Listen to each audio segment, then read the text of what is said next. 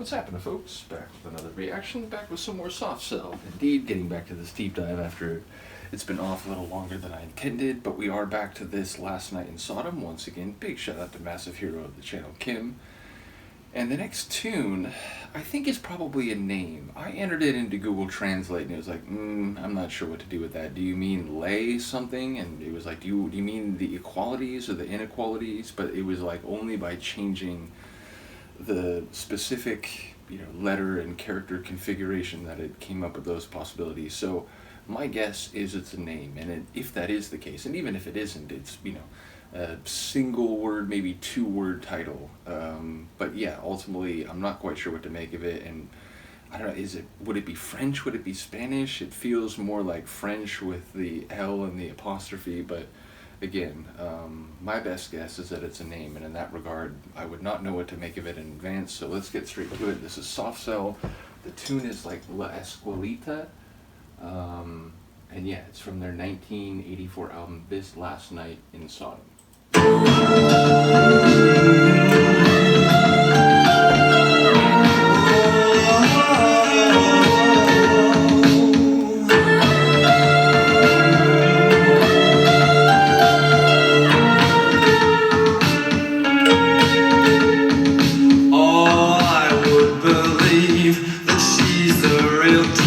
She tugs at the reins of 100 chihuahuas. She'll live a few years, but she'll have some adventures, then sing off her sequins with tears and with traumas. A fistful of love with Raoul Kowalski. He's only a slob of a Corsican junkie. Hood's heroin, hot James, those fingers of finesse. Solo after shave, spend the rent on a new dress.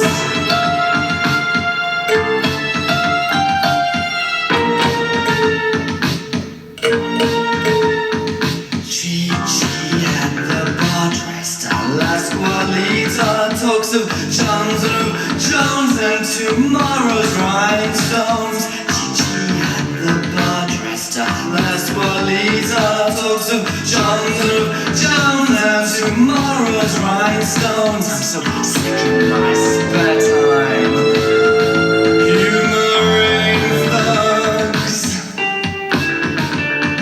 We could go out to dinner, but we're always on drugs. I'm so sick in my spare time,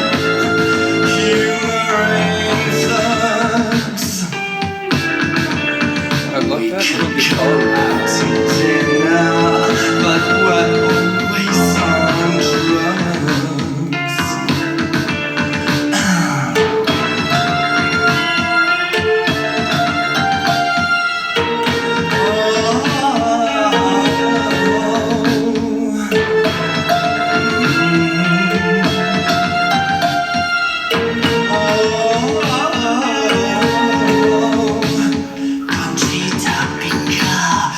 Take on the whole floor. This carbon and cling film will bathe in your applause. She pants out the glamour with warmth from your dollars. Squeeze out your breath with that strength from her shoulders. Okay, so it's ham, but she means every word in a 10-minute ballad of despair and blood. One hand to the bosom, paid for by the ballad, but somewhere in there is a deep love for love.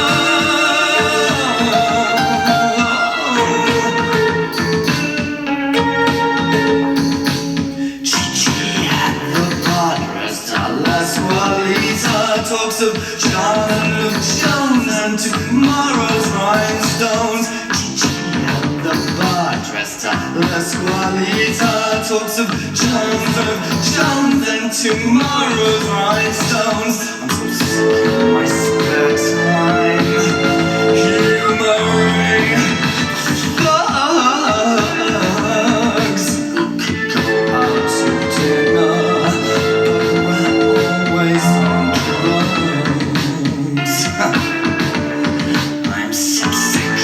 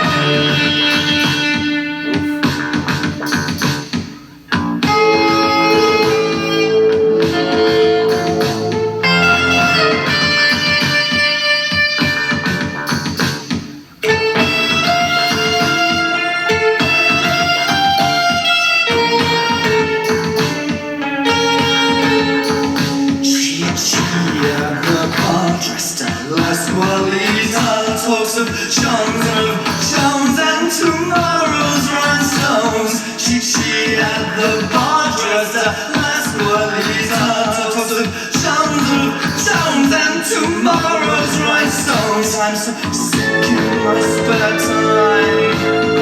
Humoring thugs.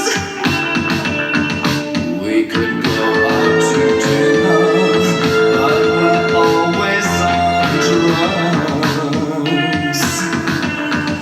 And somewhere in there is a demon of love.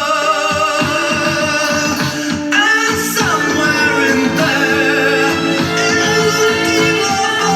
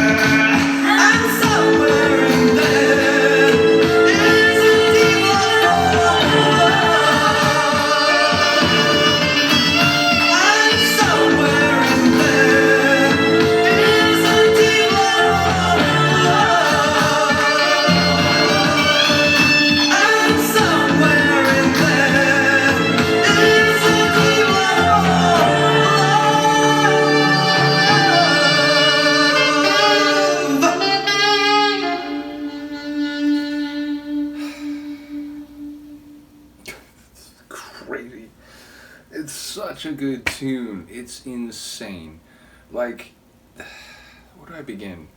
I'll try my stab at the lyrics. It sounds like we're talking a very florid character is depicted, someone who's got 100 chihuahuas and she might live a while and tell some great stories, but it sounds like it's complicated and something about the rhinestones of tomorrow. So I don't know if we're talking someone who's like a genuine diva, if we're talking like a drag queen. I'm not sure exactly what's happening with the character, but it feels like things are maybe not all they're cracked up to be, or they may not be as positive as the image of someone initially, like having some good times during a short time span and perhaps living large.